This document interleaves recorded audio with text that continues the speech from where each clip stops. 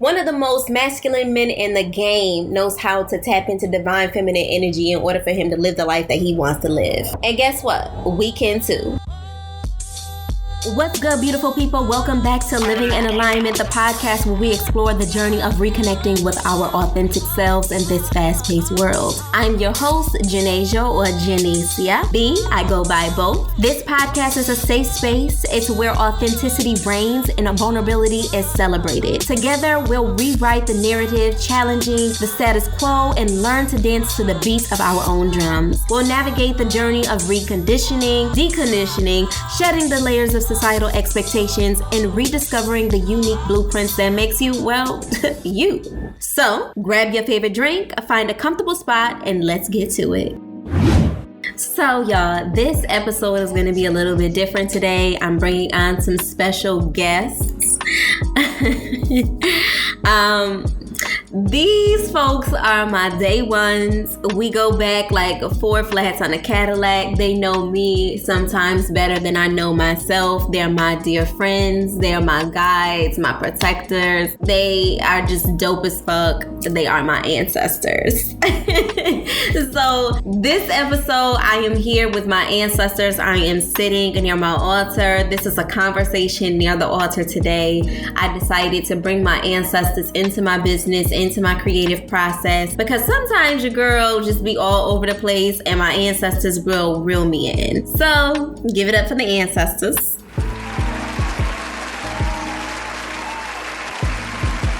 Pause for a moment. Before we get into it, make sure that you are in a comfy spot. You have your best drink, whether that's your tequila or maybe it's your orange juice, whatever suits your fancy. And before we get into it, let me just say, this is a labor of love, but labor nonetheless. So if you are interested in donating or in investing in alignment in a Living in Alignment podcast, shoot your girl a Zelle or, a little gosh off, whatever works for you.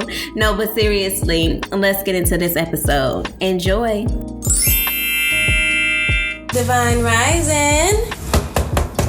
Divine Rising. So I have lit my candle. I'm opening the portal between myself and my ancestors. My light, San Palo Santo, bring some good energy in. Bringing that good energy into this space. I got some dope news yesterday. So I ended up getting a job. The job that I got was with the school that I interviewed with. I just skipped the whole interview process of going online, and I asked them straight up, hey, are you looking for a teacher? And whoop, there it was. So I will be teaching at an elementary school. I'll be teaching 4th grade. So 4th grade, I want to say, is about 8 or 9-year-olds. So that's different. I'll be teaching them how to read. I really didn't give myself time to process what happened after not being employed for, October. So October, November. Now we're in December. This is the shortest stretch that I recall me going through this type of cycle.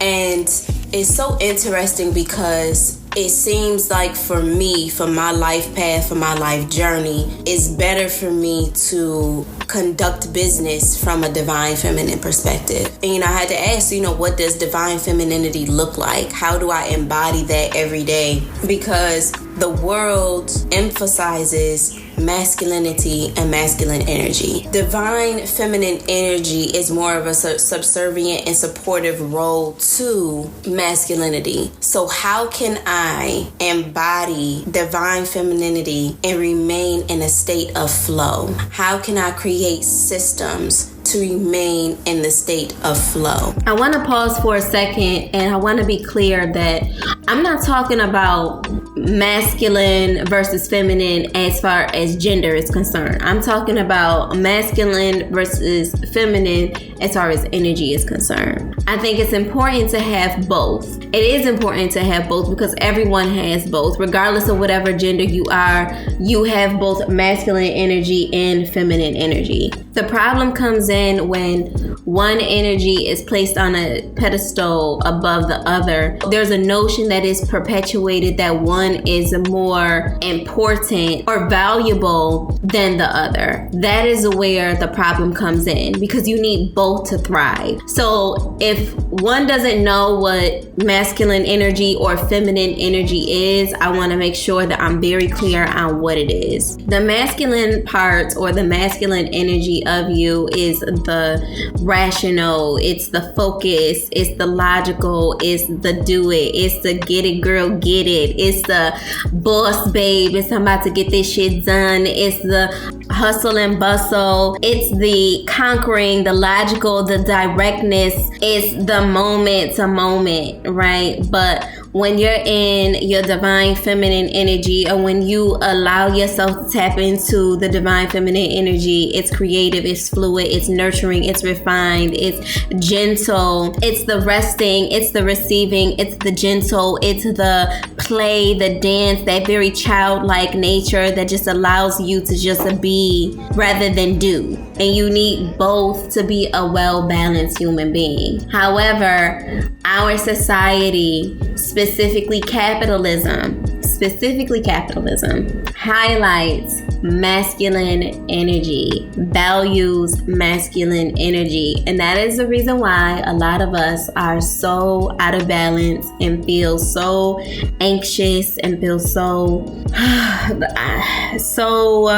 burnt the fuck out. We wouldn't feel so burnt the fuck out if we weren't always doing something. A lot of us think that in order for us to be productive or to have a good day, we have to be crossing something off a fucking list. When honestly, we can just be experiencing the sun, the nature, the birds, the water, wherever we are. But we are not encouraged to do that because capitalism values masculine energy only. But you need both. You need both to survive. You need both to thrive. You need both to live a balanced life. So when I'm talking about getting this job opportunity, previously my ass was sitting the fuck down because spirit, my ancestors, my spiritual team, my spirit, my soul said it's time to sit down. Because for the past 29 years, you have been operating in a space of masculinity and not divine feminine energy, right? And some people, that may work for them, right? Like, what's his name? My boy 50 Cent, Curtis Jackson. He is a masculine man. He thrives off of doing it. He's on his get it girl get it. He's on his shit. He's constantly in the hustle and in the bustle. But if you read his book, he takes the time to meditate. And meditation is feminine because you are receiving. You are taking that time to relax. You're taking that time to turn off that thinking brain, to turn off that conscious. Your conscious is masculine. Your subconscious is feminine. So you're taking that time to tap into your subconscious and trust your quote unquote, as he says in his book, instincts. Instincts are feminine. So even though you may be masculine, one of the most masculine people that we see in pop culture still takes the time to tap into his divine feminine energy in order for him to live a balanced life. So in order for us to live a balanced life, a well-balanced life that allows us to not only be on our get it girl get it, but also experience and be in flow.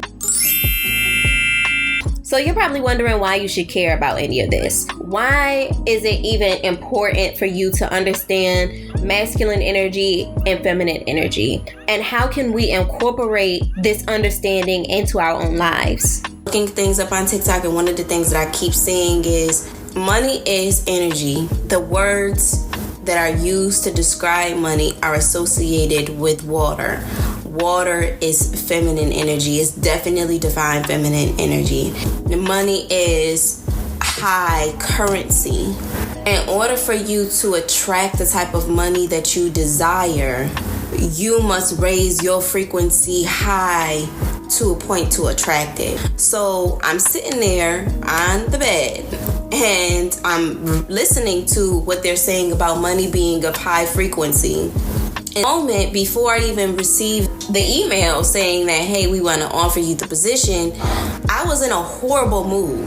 Like I felt like I wasn't living, I was just existing. Like every day I wake up, I sit in the house and it's not that I don't do anything, but I don't feel like I'm doing anything of substance. There we go. But I'm not outside, I'm not living, I'm not in nature. There, and I'm like, I'm having all of these thoughts, and I say to myself, you know what? I am going to start living my life more in flow with my divine feminine energy. And immediately I received an email. Hey there, I know you're enjoying the show, but I had to interrupt you to let you know about the Let That Shit Go journal. It's the first shadow work journal designed to be burned. I know, right? That's some dope shit. But let me tell you a little bit about it.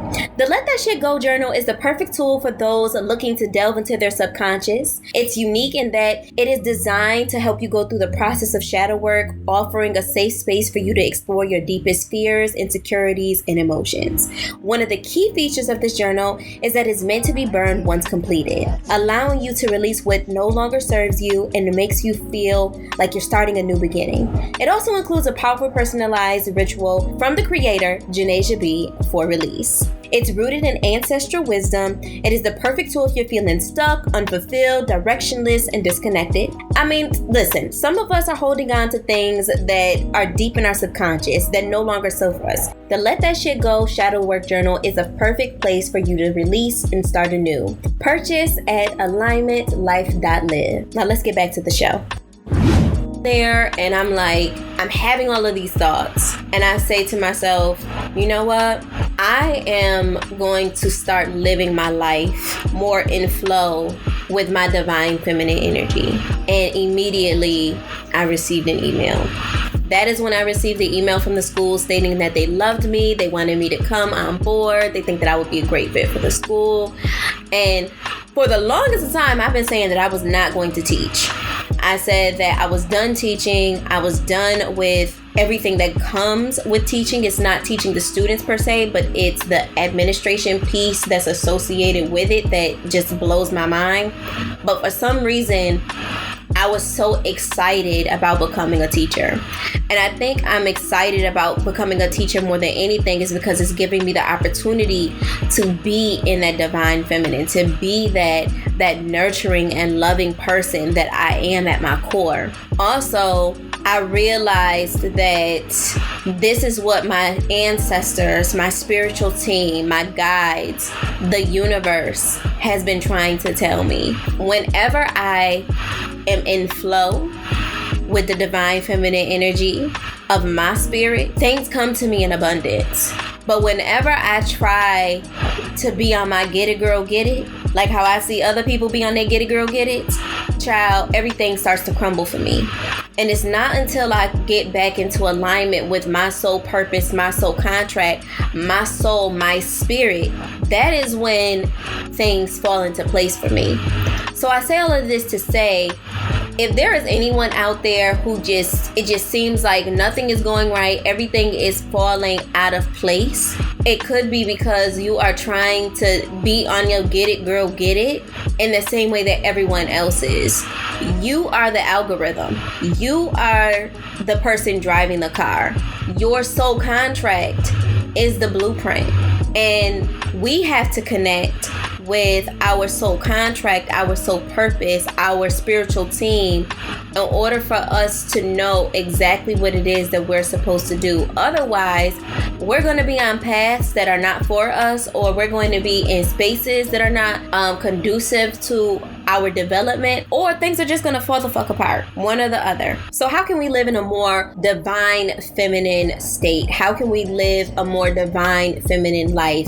Or how can we incorporate more divine feminine energy into our lives so that we are not constantly in this get it girl get it or masculine state? Move your body. A lot of my friends love yoga. You don't have to do yoga, you could try something else, but trap yoga, R&B yoga, move your body. A lot of the times as women specifically, our trauma is held in our hips. So move your body, release that trauma, allow time for grounding, healing, and balancing your energy. So I like to take my time to sit with my ancestors, sit at the altar, have my tea, pull a card or two, and just sit there and meditate. Treat yourself to some retail therapy, some type of self-care. One of the things about being human and having this human experience is that we like to look good, right? We like to look good. We like to feel good. So treat yourself to some type of self-care and do something that sparks creativity. That's another way to get into the flow or get in contact with or get in connection or be connected with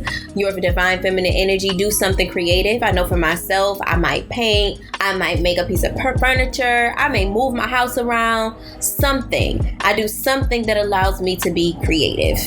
Thank you all so much for joining me today. I hope that I was able to help somebody live more in alignment with their soul purpose and or soul contract. Please follow me on my socials, Jay the Ruler, so that's JAI, so THE, Ruler, RULERR, or alignment.lifestyle. Those are my social handles. And last but certainly not least, please like, download, and share this podcast. Love, peace, and high vibrations, y'all. See y'all next time.